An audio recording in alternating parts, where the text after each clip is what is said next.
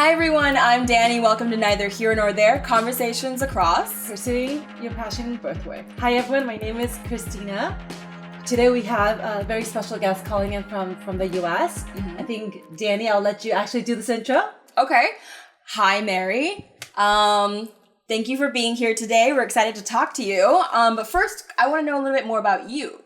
So can you tell all of us a little bit about yourself? Yeah. Hi, it's really good to be here. Thanks for having me. Thank you. My name's Mary.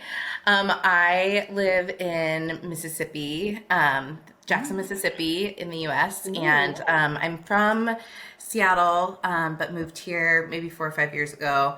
And I have been a doula for, I think, almost 13 years now. Wow. Which is crazy to think about. The more I think about that, I'm like, wow, that's so long. I must be old. That is what's happening. I must be old. That's how we feel a lot of times ourselves. Yeah. Wow, that's so impressive. 13 I years. know. Yeah. Isn't that crazy? It's wild to have a career that spans that much time at this point. But here we are. So yeah, I started when I was 23, and here we are now, this many years later. I practiced a lot in Seattle. I worked a lot in Seattle, and did my training in Seattle, got kind of my feet wet in my career in Seattle, and then when I moved here, kind of got really personalized my doula practice, and really got serious about what I wanted in this practice. So yeah, that's about me. That's amazing. I have so many questions, Mary, about this. So to kick off, you mentioned that you took some training in Seattle and all that. Did you know about this work before? Like, is this active? Like, I want to do this, or did you think about other options? Like, what was your train of thought there? I grew up in a pretty crunchy, like hippie area in the Northwest, about an hour and a half outside of Seattle. And there were a lot of people doing kind of home births and natural births in that area as I was growing up. And so just down the road, actually, there was a doula that, and she had 3 kids. And so when she would go to late night births, especially in high school, she would call me and I would run over and babysit her kids. And so that's kind of how I knew about doula work. And, after college, I was kind of wandering around trying to figure out what I wanted to do with my life, and remembered her and her birth stories. And I wanted to be involved in women's health, but I didn't want to be a nurse. So that's kind of how I ended up training as a doula. There's a great doula training center in Seattle called the Simpkins Center, and it was very easy. I had a good friend of mine. We did the training together, and then they offered kind of internships right out of the gate, where it was an informal internship, but I followed around a couple of doulas for about a year and kind of figured out what I wanted to do, and that's that. Wow. Well, Danny, I don't know if you know, but I am very ignorant. Maybe you can explain to me a little bit about like what actually does doula work involve, I hear about it, I know about it, but it sounds like you went through a very extensive training. So I would love to know a little bit more about like, what does it really entail to be a doula? Yeah, I actually was interested in when you reached out to me. I know that there are doulas all around the world, but I feel like doula as like the institution of being a doula is very kind of states centered. And so I was wondering like what familiarity you had or your audience might have with doula work. It's a labor support person. That's the work, and different from a midwife. Midwives and doctors do more of the like medical side. So they take blood pressure, they're checking on baby, they're checking dilation, like they're doing all of these like more medical things. A doula is hired by the mom to really walk, or the family, to really walk alongside her doing prenatal work, and then during the labor, and then doing some postpartum support. And it's really just like emotional and physical support. Sometimes when like random people ask me what I do, I tell them I do birth education and support, because it's kind of a little like morsel of kind of what I end up doing a lot. Can you elaborate kind of what emotional support or like physical support usually mothers go through in this phase, I guess, in this period? Yeah. I think a lot of people who are having babies, especially if it's your first baby, they're because we don't have big, huge families with many, many children as much anymore. Everyone's kind of having their first or second baby. There are not many people out there having their eighth child, right? Yeah. Not that I know. It sounds like a lot of work. So when you're having that first baby or your second baby, you're still pretty new to the whole process of birthing children. Being pregnant is a whole thing. Like, your body is just a really different sort of thing during pregnancy, and having a baby is very challenging often.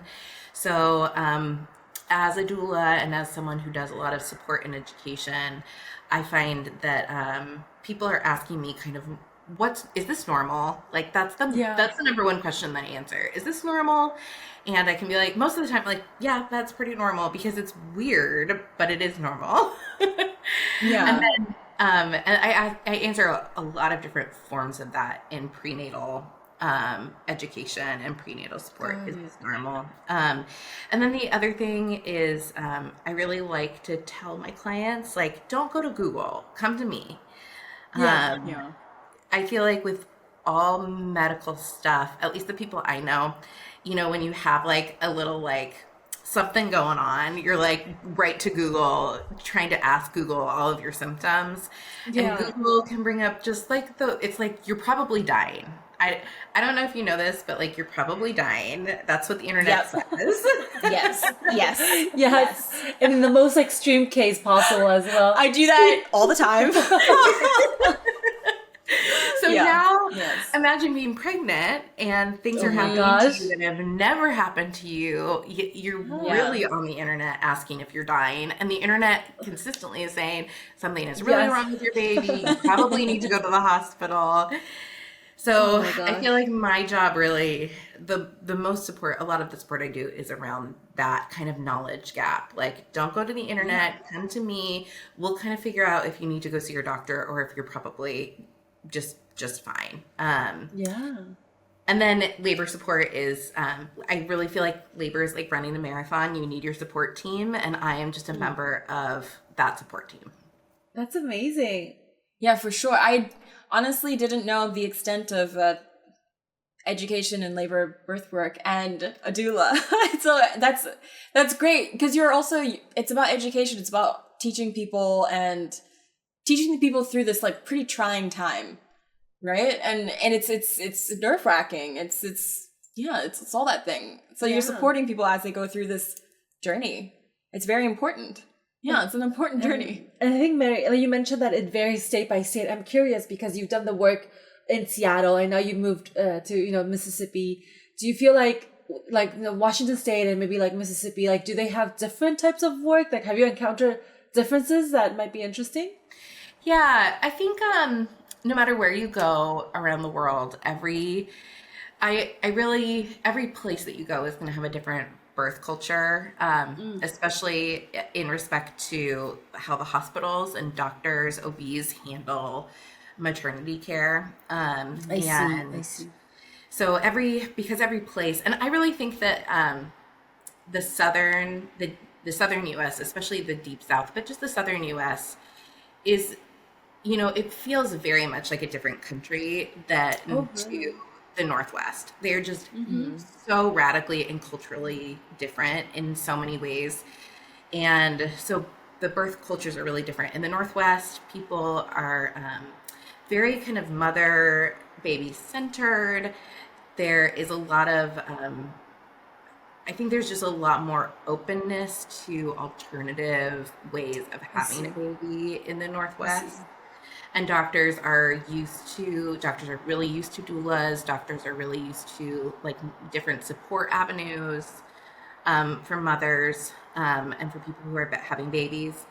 Here, for people who are having babies, doctors are a little bit more prescriptive about what they want to see in a pregnancy and a delivery.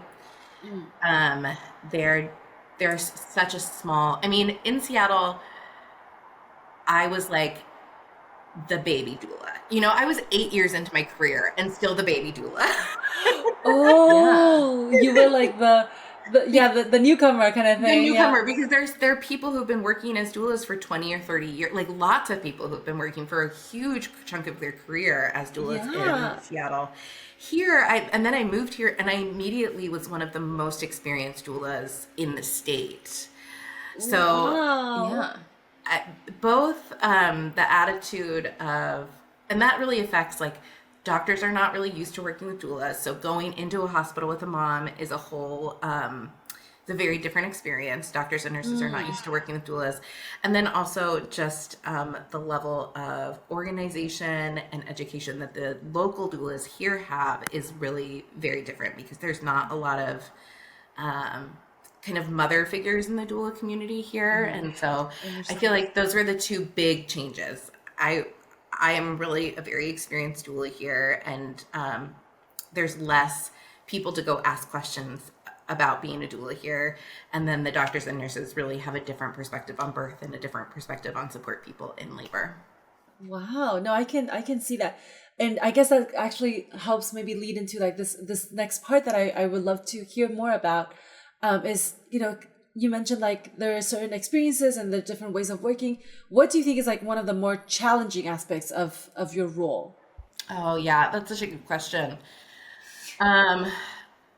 I think, you know, birth work is a really, really rewarding career, and it is really rewarding. You are with people for some of their most difficult, like one of the most challenging things that they will ever do. It is like running a marathon, where if you're not a marathon runner, running a single marathon is difficult, and you need people around you that are going to help you, and it's very rewarding to be that help. But it also is very challenging in that I am always on call. Like, I have babies due right now. I was really hopeful that like this would happen and I wouldn't have to cancel. Yeah, babies are always, you know, they have their own schedule. They have their own schedule. Yes. Yeah. They're super unpredictable. Yeah. So, you know, my phone is always on at night, and if it rings, I get up and I go help someone. So that's challenging. And the other thing that is challenging is, I think there's a perception, there can be a perception among medical people and people who are having babies of a doula's job that doesn't always align with my opinion about my job.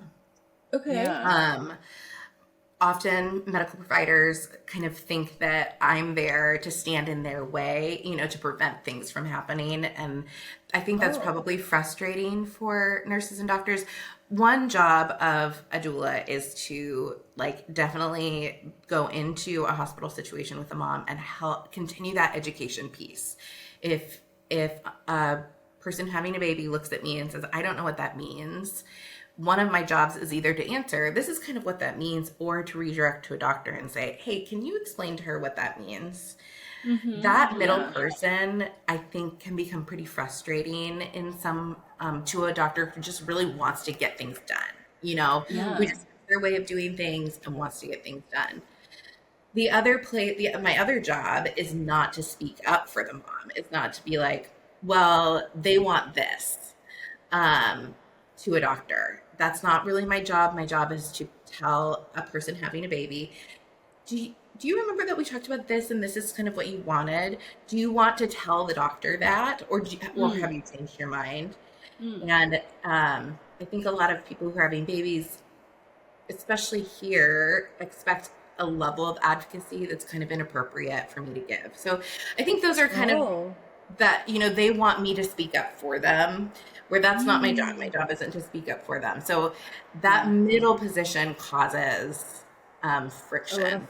Yeah. Would you say that there's a lot of psychology involved in what you do? Yeah, absolutely.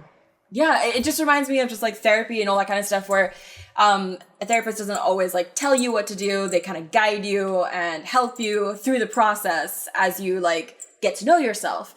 And I was just thinking that I was just wondering actually why there aren't more doulas actually. That would make more sense because I just remember my sister going through pregnancy and just the amount of things that you don't know. Right? Yes. The amount of things you don't know and the things that happen afterwards and all that learning that you have to do. That's what you do. Yep. You got help it. Yeah, you help teach people through the process, which is a very complicated process. Yeah, so I'm wondering, do you know the answer? Why there aren't more doulas? What? I don't It's know. a really good question. You know, I have some ideas. First of all, I really think that because of that schedule problem, if you are a mom, you know, a lot of people, I don't have children, but a lot of people my age have children. And if you have 2 or 3 kids at home and a husband that works or a partner that works, you are not getting up at midnight to go potentially be in a birth for 12 to 24 hours with someone and leaving your kids. You know, that puts a lot of pressure on your partner. It puts a lot of pressure on your family to take care of your children over that time. So I think that's one of the reasons that there are not more doulas. I think people who have children are the people who want to be doulas because they've experienced, wow, I really needed help and I'd really like to help other people. But people who do not have children don't really know, you know, that people need help. And so there's kind of a gap between the people who know about it and want to do it, but can't because of their life circumstances, and people who could do it and would really enjoy it, but don't know about it because they don't have children themselves. So I want to know a little bit more about your, like, I know you're telling us about your background, but what do you think was the drive that really got you into this? Instead of like, for example, you said you didn't want to be a nurse, but I know that are you studying to be a midwife as well? Yeah, I'm a student midwife right now. Yeah. Okay. Yeah. So like, I was just wondering what drives you here? Yeah. I think, you know, 13 years ago, it was really different than what it is now. Okay. Have y'all ever watched The Business of Being Born? No. No, add it to the list. Add it to the Add list. it to, our Yeah. list. It's dated now. I mean, it came out probably when I was 23. It's an older movie, but when I talk to birth professionals who are around, you know, our age, I feel like that movie, it's a documentary. That movie is a really kind of pivotal and like coalescing like experience. People who do birth work that are our age saw The Business of Being Born at some point and were like, oh my gosh, I want to do that, or I want to be involved, or I want to help. And that was a really important film for me and kind of got me into this thinking about women's, like, our bodies and our ability to think through things, our ability to like come up to a medical establishment and deal with a medical establishment, what it takes to have a baby in the US. I don't know about globally, but in the US, most people are having hospital labors, and most of those times those hospital labors are pretty prescriptive and standardized. And you know, our bodies and our minds are not prescriptive and they're not standardized. We are all different. I've been to like several hundred labors at this point, and not a single one of them has gone the same way. They're all different. Every person is different, and every baby is different, and every circumstance is different. Every partnership is different. Like you think about every family is different. There's so many different inputs into the system that make every single circumstance different. And when you go into a hospital without someone who kind of knows what they're doing, you're kind of put onto, in the US, you're put onto a little bit of what are they called? Like a conveyor belt. And you're kind of taken I can through understand that. the process of having a baby. Yeah. And I think that having a baby is one of the most transformational points in a woman's life. Yeah. It's just super, super deeply transformational and really very meaningful to people who have babies. And when you're put on this conveyor belt, it's like doing this huge it's having this huge moment of I keep saying transformation, but that's what it is, of like becoming something different, but you're doing it on someone else's time, you're doing it by someone else's standard. That's true. And so as I've gotten more and more into my doula practice, that has become such a really important thing for me. Like every single person deserves to have these huge transformational moments done on the way they want, the way that their body, their mind, their family wants. You don't get that many times in life to like totally transform your life, and this is one of them. And so being a doula, here in the US, people just have babies in hospitals. That's what happens. But by being there, by being a witness to that moment and to that time in a hospital and helping people kind of come to terms and to plan around kind of what they might want, I feel like I can add a little bit of a layer of like, just a layer of kind of sacred mindset to something that is very medical and scientific. I understand. And we need both. We need both. We need medical, we need scientific, but we also need that like layer of sacred mindset in what we in these big psychologically transforming moments. Yeah, in these moments, right? That extra care, that extra, personalization as well. Yeah, because I was watching just the people around me that have babies. It's a huge transformation. It's metamorphosis into like not just the things that are happening around you. It's you yourself is transforming from like I single entity has now become like an entity that has doubled or like created something, and it becomes something else. You don't just become like the woman, you become like a mother.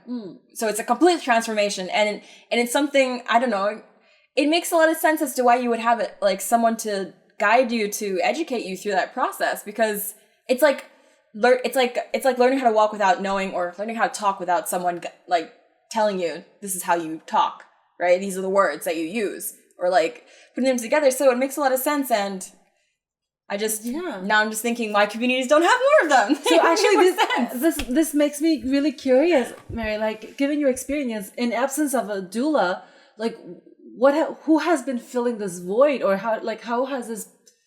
I don't know, how has this worked in the past? Okay. So what was happening for a really long time was mothers, aunties, sisters, a lot of these women figures, people who have had a lot of babies were in the mix of labor, were in the mix of pregnancy, were the people that people who were having babies were going to ask questions. Your Aunt Rachel has 12 kids, so you're going to go talk to her about all of your questions, We have really in the US particularly, but I imagine this is happening throughout the rest of the globe too.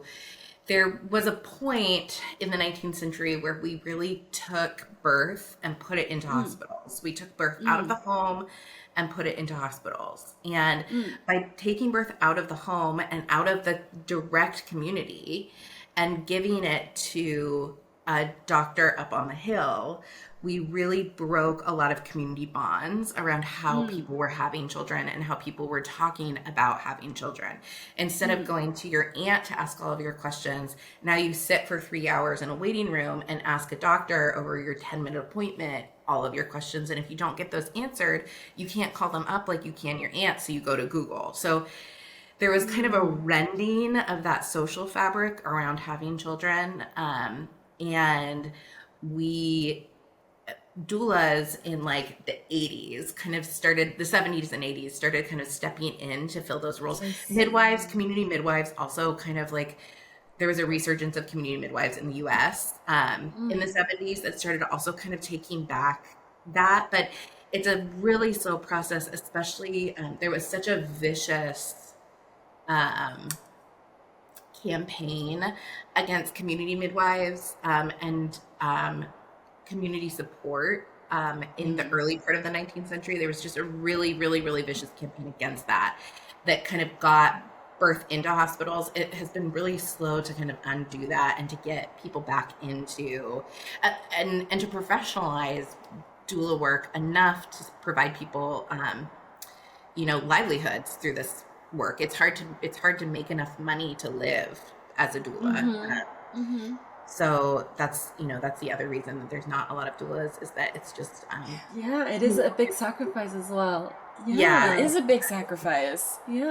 But before we go down that vein, I wanted to ask, just to understand a bit more, how do you then differentiate between doula's work and maybe like you mentioned, like community midwife, like what, how do they play differently within a birth event or process? It kind of is, it's different every client, from client to client. Most of my doula clients are going to the hospital. Okay. So when you're going to the hospital, you're not taking your community midwife. Those women really are medical professionals, and having them in a hospital is kind of redundant. And community midwives kind of they're doing home birth most of the time. Home birth or birthing center births. But most of my doula clients are headed to the hospital. And so that's kind of where that piece, that like education support piece lies, is in the hospitals. I do have some home birth clients as a doula and that I work with midwife around. And I end up with a lot less questions from my community midwife clients. So if someone's having a home birth or a birth under birth, they're not coming to me for all of their questions because they have a midwife that they're going to for all their questions. What they hire me mostly for is labor support. Midwives, not all midwives, but many midwives are not going to be with you for early labor. They kind of want to come in towards the end of labor and help with like the big part of labor. But as a doula, I'm with you for your whole labor. As soon as you want me, I'm with you. Very, very like understanding the role, and just like curious to kind of delve into this. Do you see maybe certain, I guess, clients of yours, do they maybe have less support from families? Is that where you come in more? Do you feel like, or does it really matter in that sense? The type of clients? Since I don't, it'd be so interesting to talk to like a doula in Taiwan or Korea or China. Like, it'd be really interesting to talk to a doula who worked in Asia, because I just think that it's really, the birth culture is so, like I said, it's wildly different across the globe. Here, I do have clients who have less family support, but family support sort of matters for some people, but because now we're like multiple generations deep in removing in hospital births, in removing people's kind of their own community support in birth, local birth knowledge. A lot of moms, like my mom she had her babies at hospitals. She doesn't really know anything about birth. I see. So even if you have a mom that's super engaged in your life and really there to support you, she probably has never been to a birth before. Besides her birth, she's never been to a birth before. Yeah, that's true. That, I mean, fair enough. True. Fair enough. Yeah. never I really think- realized that. and I think one of the things about being a doula, and that this is where like those aunties and grandmas used to come in, is they would go to lots of births, like their family's births. Everyone had an auntie or a grandma who had been at 20 births. But now no one has an auntie or a grandma that's been at 20 births. So that's where a doula comes in, is that many, you want to, when you're looking for a doula, you want to hire someone who's been to 20 births, because they kind of know what's going on. It's a collection of experiences, right? Like, Exactly. Yep. So that's I've never even thought about that, but you should have experience, even in these events that we often don't like overlook, I think. So I think it's very interesting to hear you share about this. And then you mentioned, Mary, that sorry, we have the choir. You mentioned, Mary, that this is actually it's not, you don't do it for the pay necessarily. So then, like, what do you feel like? Have you ever thought about changing careers? Have you ever thought about like, oh, maybe, after 13 years, I want to try something else? Or what keeps you motivated to keep doing this type of work? A lot of people talk about birth work as like a addiction. It really, you kind of get hooked in, and you like, it's hard to like, it's hard to stop. It's really hard to stop. It's super fun work. And it's really directly supporting people in a way that feels really meaningful. And it's hard to think about like going and working in an office, Yeah. We can understand. Yeah. I've only been in one birthing room, and it is a very intense experience. And so that's how I I somewhat relate to what you're saying. I can imagine that. Yeah. It is really intense, and you're all there. You're all present, completely present. There's no getting on your phone. There's no thinking about what's for dinner tomorrow night. Like, you're just all 100% there and totally in the flow. And I think that makes it makes it just a really fun thing to do. And so it's hard to think like, and it's, the dollars are not great, but they're also not horrible. And, if you have to take enough births a month to support yourself doing it, but, I don't know. I think that everyone kind of like, there's so many reasons to complain about every job, right? Every job has its like pluses and minuses. And I think for me, this job has too many pluses to like balance out the minuses. And I do think that if I was in like an office job or something like that, I would be miserable. So yeah.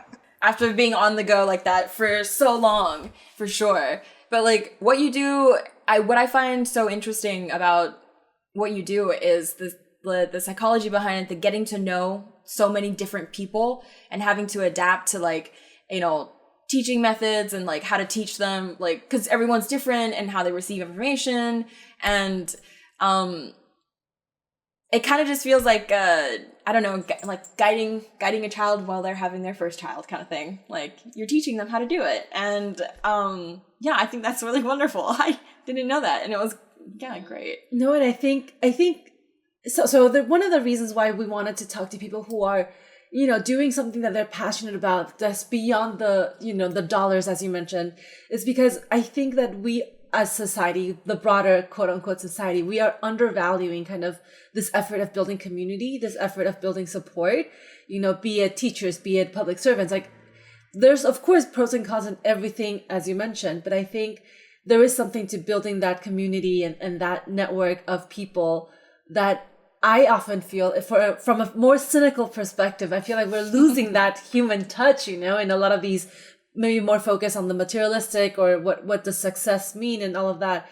We lose out on this other aspect of like, not everyone's driven necessarily by those things. And that's why I'm so kind of heartened to hear like there are people who are, who are willing just to do it to be a part of someone's life, to support them, to give them the guidance that they need. And I think that's very, very impressive, actually, you know. To also help bring back some of that community, because I'm glad that you mentioned that, because that's something that we've been discussing a lot about, you know, kind of everyone's like a little bit more independent. There's not as much self-centered, you know, more focus on themselves and not in the giving, you know, for the greater good. And there's not so much that local community that you're talking about, how like birth work is now moving away from like local communities and going into, I don't know. I feel like with globalization, we're just such, I feel like our world is just so young in its ability to manage both like being a globalized world and being local creatures.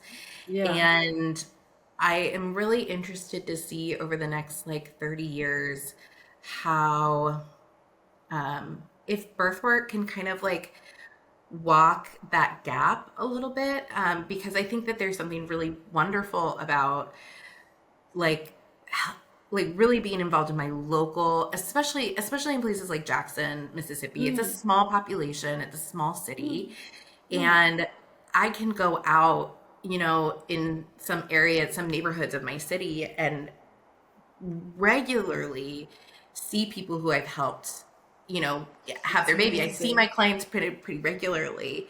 You see their babies. They see their babies, exactly. It's so wonderful to be kind of localized that way, but also like taking into account that like I also have like I have a friend who is moving to Croatia, and she's pregnant, and we've talked about like. So I'm helping hook her up with a Croatian doula, because it's when you're giving birth internationally, it's really, really helpful to have a doula in the local country that speaks both your language and whatever language you're in. You're interesting. Yeah. So I'm speaking to this Croatian doula and realizing that we kind of like, you know, it's both such a localized thing, but everyone, you know, women have babies. So many women have babies, and so it is a globalized thing as well, and kind of negotiating both the local community and the global community, and it'll be interesting to see kind of how that evolves over time. For sure. And I also found that interesting that there must be such a network of like international birthing. Like there's, you know, doulas talking across countries. I love it. Yeah, exactly. I didn't even know that was a thing. You know, our friend who had a baby in Taiwan, she had a doula, and I hooked her up with a Taiwanese doula who is, I think she may be actually an expat, but she was bilingual. She's bilingual, so she was able, and that is such a weird niche. Like there's so many little niche like doula birth work things. Like I have a friend who works really close to a military base in Washington, and all she does is she is a doula for women whose husbands are deployed, and that's her like niche thing, you know. that one for sure, right? Because they don't even have their husbands. Expat niche, military deployment niche. Yeah. So many niches. I didn't even know. Yeah, that blows my mind a little bit. Yeah. And you kind of just build, you know, you build and build and build within your local community. And that's the other thing about doula work is it's people learn about you from word of mouth. And so that's another area where it's just such a local community building thing. People share, like, they will say, like, I've gotten so many clients from like one dad who was like, you're the best. And so that one dad tells all of like his dad friends who have pregnant wives, like, you need to hire this girl. I love it. That's wonderful. I'm glad. That's so, oh my gosh, that's so funny. Well, you've earned another person that's going to spread the word, for sure. And now that we know there's like international birthing, this is like, I'm mind blowing, honestly. I didn't even realize. I wouldn't even realize that there would be doulas in Taiwan for some reason. I don't know And why. also for that niche, right? For like, if the language is a barrier. But also like in like expat niche. Like we're learning so much. We're learning so much. I didn't realize there was so little I knew about doulas. Yeah, wow. No, it's great. I love this. For sure. Amazing. For sure. So like maybe on this note, actually, like what do you think you would want more people to know about? Like, what is it something that maybe people misunderstand or don't know about your job, your role, the work that you're trying to do in like providing education that we should help you spread? Yeah. Oh man. Okay. Well, I think to me, like the most underknown thing about doulas is that we exist. You know, the doulas Fair are out enough. there, and that doulas are super, super, super helpful for every birthing situation that you might be in. Whether you are in the hospital, whether you're having a home birth, whether you're having a cesarean, if you're having a planned induction, if you're giving birth internationally, if you're giving it wherever and whatever birthing situation you are in, you should talk to a doula about it, because there are just so many there's so many intricacies to childbirth, and having, you know, we're a really affordable, like, expert consultant. And I think when you're in medical situations, especially, having an expert consultant is such a good, a good resource. The other thing that I really want everyone to do, like, I'd really love it if every single woman took a basic birth support class. Not every woman needs to be a doula, but I am not out here trying to gatekeep my profession. Like, y'all should go take a birth support class. Like, do it online, and then and then show up. Like, tell your friends who are having babies, like, if you want someone with you, if you want a friend with you as well as your partner, I'd be happy to be with you, because it's not so much like, you know, I have a lot of experience, but in a lot of ways I feel like I was, like, just as helpful early in my career as I am now. Like, just being there is such a huge part of being a doula, and not everyone wants to hire a stranger. And so if every woman just had a basic understanding of labor support, I think I really think it could change the world if every woman just understood the basics of birth support and were willing to show up with their friends, not only for labor, but for postpartum, like, knowing, like, how to cook a meal to do, how to show up for them, how to, like, answer the questions, or, like, sit with them sit with people when they've had a baby and are, like, hormonally dropping and crying, like, how to do those things, what to kind of expect. I just think the world would be a better place. Yeah, I love that. And that's very true, because I honestly don't know what to do for a friend who just had, I try to avoid them, not because I don't want to talk to them, but I don't know, you know, I feel like I'm just adding to their, you know, already stressful schedule.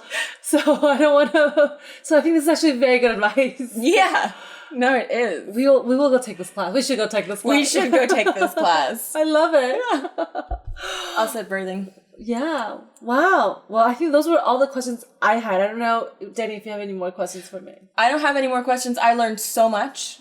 Mary, I learned so much from you. Good. Seriously. I know. We had so much we'll have so much to, like, debrief on, because I feel like I have so much to tell my friends as well. So, like, I got it. I will spread the doula word as well. Yes, I will too. I definitely will. Well, I think that's it. Is there anything else that you feel like you want to share with us before we let you go? Any knowledge that you want to impart? That was very, like, a great, learn the class and then save the world. I think that's, like, a great ending to the class and save the world. All right. So we're going to let you go, Mary. Thank you so much for your time, for waking up so early to chat with us. Thank you so much for having me. This is a really nice conversation. And then hopefully we'll learn more about this. We'll keep you posted. Thanks, Mary. All right. Bye now. Bye. I did not know. Wow. How impactful a doula is. I'm going to leave a message to all my pregnant friends. I am going to take this lesson for y'all. You know how many you are out there. There's so many of them pregnant. So I'm going to send this video. Danny will edit this, and I'm going to send this direct message to everyone who has a baby on their way. I will be there for your postpartum, prepartum, birth, whatever you need. Wow. Yeah. I didn't know. I just, like, there's so much that she said that I did not know impacted communities. Like, or just the lack of communities, people. I think this goes back a little bit to what our friend Trevor Nomas talks about. Mm-hmm. How like, like because we now live in such a maybe like industrial world, like we don't live in such communities. A lot of these support that we get usually from a village, they call it, gets outsourced, right? Yeah. You have to bring in other experts to come in because that community knowledge, it's not only just doula, like childcare, whatnot, right? You start bringing people in to fill those roles because those roles are not available to you. The role of a doula just makes so much sense to me. It just makes logical sense because as you're going through something, because you have that 10 minutes with your doctor, you ask all your questions. There's no possible way you can learn all that you That's need. why people go to Google. I mean, that's actually why people go to it's not only just about going to Google. It's the whole concept of having to learn it yourself. Like the whole process yourself. So even if you're really good at self-learning, you still have to go through those hours of self-learning rather than having someone teach you. And how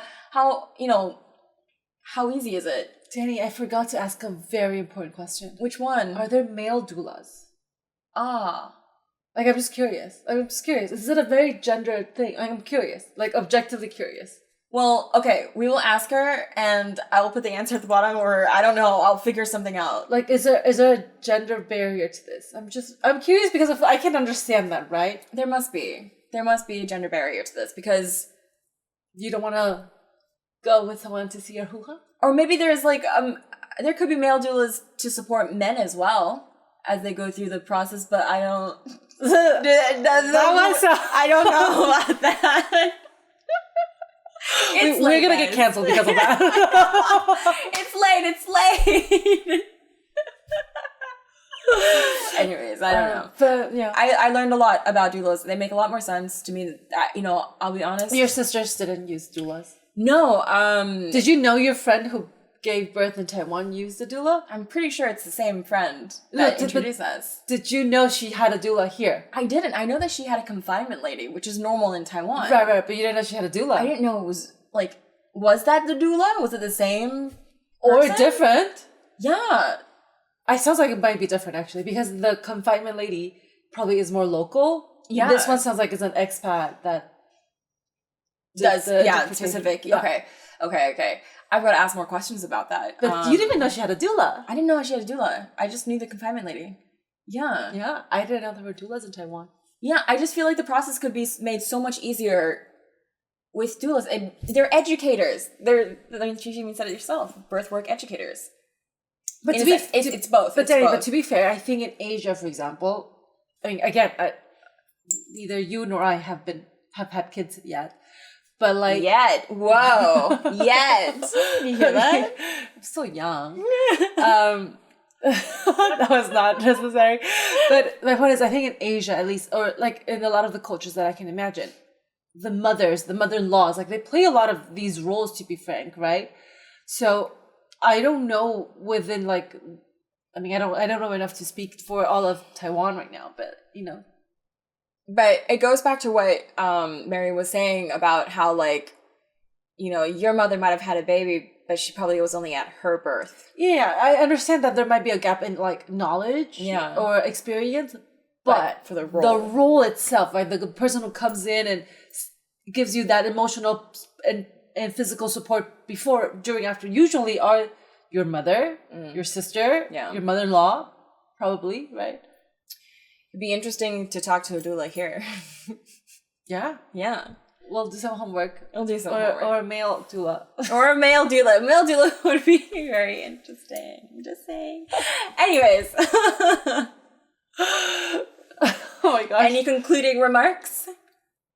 I think we should go find this class. Would you want to take it? I would want to take it, yeah. Yeah, let's take this doula class. Yeah, I want to learn about it. Oh, I'm afraid of birth. Anyway, it's a messy process. Danny has been in some. Yeah, no, just the one. Just the one was needed to scare me straight. It's a lot. All the senses are activated. It's intense. All the senses. Every single one of them. Oh well. It is what it is. Wait, taste. I'm just thinking about taste. Weird. Anyways, we're a little giddy because it's late at night because, Jackson, Mississippi is on the other side of the world. Anyways, All right, guys, I think this is it. We'll wrap it up. Yeah, thank you so much for staying with us. Yeah, thank you so much for staying with If you're us. still here. Don't forget all the different social media in the links below, and we're gonna see you next episode.